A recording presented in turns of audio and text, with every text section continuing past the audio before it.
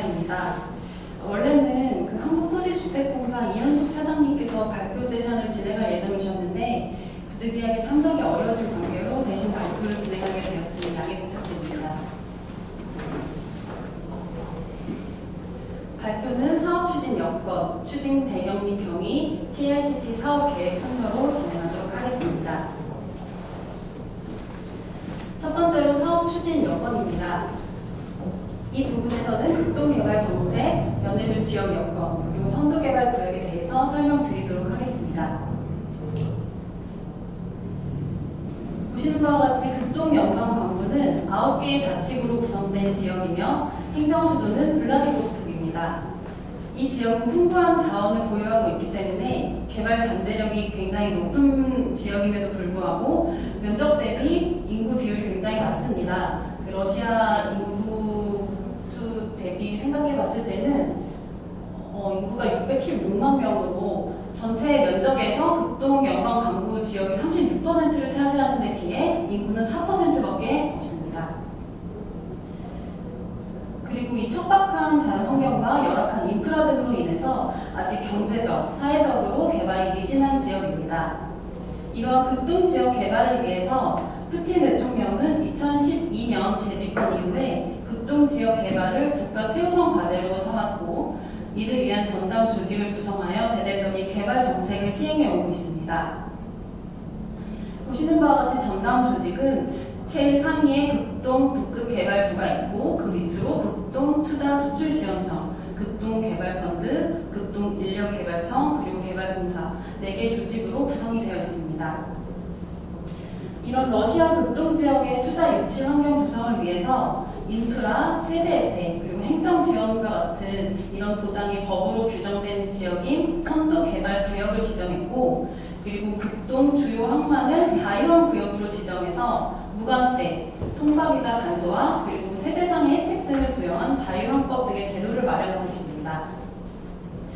또한 2015년부터 매 9월 아시아 태평양 지역 국가들과의 협력 강화를 위해서 주요 국가의 정상을 초청하여 동방 경제 포럼을 개최하는 등의 여러 가지 노력을 기울이고 있습니다. 이 동방 경제 포럼에는 저희도 항상 참여를 하고 있고 대통령과 주요 기업 인사들 이런 사람들이 함께 참석을 하고 있습니다.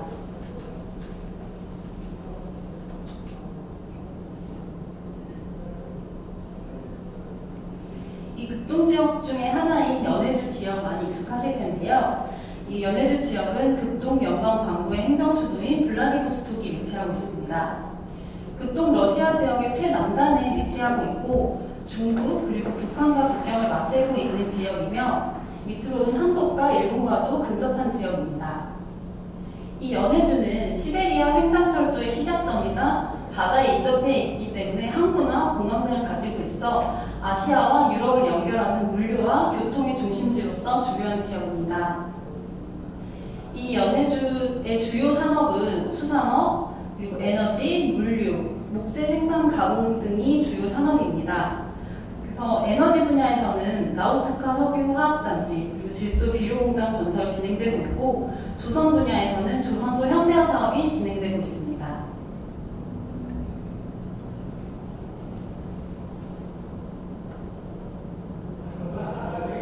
그리고 2012년에는 이 연해주 블라디보스톡에서 에이펙 정상회의를 시작으로 2015년부터 매년 동방경제포럼을 개최하는 등의 최근 수년간 연방정부가 추진 중인 극동개발 정책의 핵심 지역으로 구성하고 있는 지역입니다. 이 극동개발 정책 추진 핵심 방안 중에 하나인 선도개발구역은 이 극동지역의 경제, 사회발전 도모 및 투자 유치 환경 조성을 위하여 기반시설, 세제 혜택, 행정 지원 등에 대한 보장이 법으로 규정된 지역입니다. 그래서 우리나라의 경제자유구역과 유사한 개념으로 이해할 수 있겠습니다. 그래서 이런 선도개발구역은 2019년 기준으로 20개 구역이 지정이 되어 운영이 되고 있고 연해주 지역에 4개의 구역이 위치하고 있습니다. 표를 보시면 선도개발구역에 세제 혜택이 나와 있는데요. 이 세제 혜택 중에 법인세, 재산세, 토지세, 사회보장세에 대한 혜택이 주어지고 있습니다. 이렇게 보시면 법인세, 재산세, 토지세는 현행 세율보다 굉장히 낮은 수준 0%에서 최대 5% 정도까지 세금을 부과하고 있고, 이러한 혜택은 입주 기업이 들어간 시점이 아니라 입주 기업이 이익이 발생되는 시점부터 5년간 적용이 됩니다. 그리고 사회보장세는 별도로 입주 기업이 입주한 시점부터 향후 10년간 적용이 되는 혜택입니다. 그리고 도로, 가스, 상하수도, 전력 같은 기반 인프라를 지역에 설치하고 고용 혜택을 보장하는 등의 인프라, 행정 인센티브 등의 재반 인프라 보장이 법적으로 확보되어 있는 혜택을 누릴 수 있습니다. 다음으로 경제협력 산업단지 사업 추진 배경 및 경위입니다. 연해주 지역 경제협력 산업단지 추진 배경의 핵심은 신북방 정책의 추진과 한반도 신경제 구상입니다. 먼저 신북방 정책은 유라시아 국가와의 협력을 강화하는 대륙 전략으로서 초북경 다자 협력을 제도화하여 한반도와 유라시아 연계를 통한 경제 영토 확장, 그리고 기업의 신성장 동력 확보를 도모하기 위한 정책입니다. 2017년 대통령 직속 북방경제협력위원회 출범 이후에 유라시아 국가의 산업, 경제적 특성을 고려한 협력 사업을 추진해 오고 있습니다. 그리고 이후에 2017년 9월 동방경제포럼에서 신북방정책의 핵심 파트너인 러시아의 9개 분야에 대한 나인브릿지 전략을 제안하였습니다. 이 나인브릿지 전략에 해당되는 분야는 철도 인프라, 에너지, 조선해양, 보건의료, 농림수산, 환경, 금융, 혁신 플랫폼, 교육문화의 9개 분야입니다. 그리고 이러한 분야를 기반으로 동시다발적인 협력 사업을 추진해 오고 있습니다. 그리고 정부는 2020년 신북방 정책 역점 추진을 공포하였고, 한국과 러시아의 수교 30주년을 맞은 올해 2020년에는 신북방 협력의 해로 지정해서 경제와 금융, 혁신, 문화 등 전 분야에서의 확대를 추진하고 있습니다. 이 연해주 지역 경제협력 산업단지 추진의 또 다른 배경인 한반도 신경제구상은 동서접경지역을 잇는 H경제벨트 조성을 통해 남북한 경제협력을 강화하고 대륙과 해양을 잇는 중심국가로 도약하기 위한 전략입니다. 다음으로 사업 추진 경위입니다. 이 연해주 지역 경제협력 산업단지 추진 경위는 다음과 같습니다. 이 동방경제포럼에서의 나인브릿지 전략 제안 이후에 국토부에서는 한국 전용 산단 조성 검토를 요청하였고, 2018년 3월부터 2018년 6월까지 4개월에 걸쳐서 설문조사와 심층조사를 실시하였습니다. 그리고 이후에 개발협력 양자 간 MOU를 LH와 러시아 극동투자수출지원청 간의 MOU를 체결하였고, 그리고 9월에는 한국과 러시아의 경제공동의 합의의사록을 채택하였습니다. 이 합의의사록에서는 한국과 러시아의 정부 간 협력 사업을 합의하였고, 그리고 개발협력 4자 간의 MOU를 체결하였습니다. 그리고 2019년 12월에는 3자 간 사업 예빙 시행 약정을 체결하였고, 2020년 현재 러시아 정부와 사업부지, 기반시설 등의 사업 시행 조건에 협의 중에 있습니다. 그리고 향후엔 2020년 12월에는 3자가 사업 시행 본 약정을 체결하고 2021년 상반기까지 LH 현지 법인을 설립할 계획을 가지고 있습니다. 설명드린 MOU의 주요 내용을 살펴보면 19년 2월에는 한국토지주택공사와 러시아 극동투자수출지원청 간의 개발협력 양자 간 MOU를 체결하였고, 같은 해 9월에 LH와 포트라, 그리고 러시아 극동투자수출지원청, 러시아 극동개발공사 간의 개발협력 4자 간 MOU를 체결해서 한국 중소기업 진출과 극동지역 발전 촉진에 대한 지원과 협력을 강화하게 되었습니다. 특히 이 MOU에서는 러시아 극동투자수출지원청에서는 투자 유치를 지원하고, 극동개발공사에는 기반시설 설치를 지원하고, LH에서는 개발계획 수립과 시행, 그리고 투자자 유치를 진행하고, 포트라에서는 투자 설명회와 같은 이런 안내를 하는 협력 범위를 강화하게 되었습니다. 그리고 19년 12월에는 극동 투자 수출 지원청, 극동 개발공사, 그리고 LH 간의 예비 시행 약정을 통해서 인프라 구축, 그리고 사업지 확보, 기업 유치 등을 위한 당사자 간 역할과 사업 추진 절차를 합의하였습니다. 다음으로는 연해주 한노경제협력산업단지 개발사업 사업 계획에 대해 말씀드리도록 하겠습니다. 이 한국과 러시아 경제협력산업단지 개발사업 KICP는 이 대상지가 러시아 연해주의 4개 선도 개발구역 중에 나데진스카야 선도 개발구역 2차 지구 내에 위치하고 있습니다. 사업지의 면적은 50헥타, 약 15만 평 정도의 면적이고 사업 기간은 법인 설립이 이루어지는 2021년부터 2023년 기업들의 입주 시점까지를 계획하고 있고 이후에도 향후 2030년까지 관리와 운영을 실시할 계획이며 사업 시행사는 LH 현지 법인입니다.